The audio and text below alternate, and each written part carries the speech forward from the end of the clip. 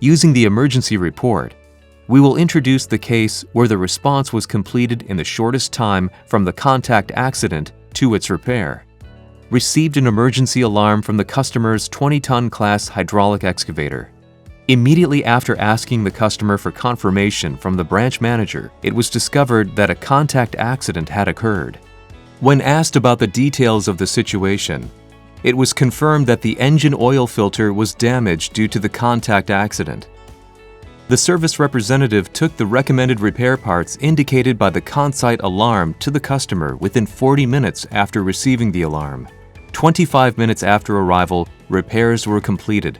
In this case, it took only about 1 hour from receiving the emergency alarm to completing the repair.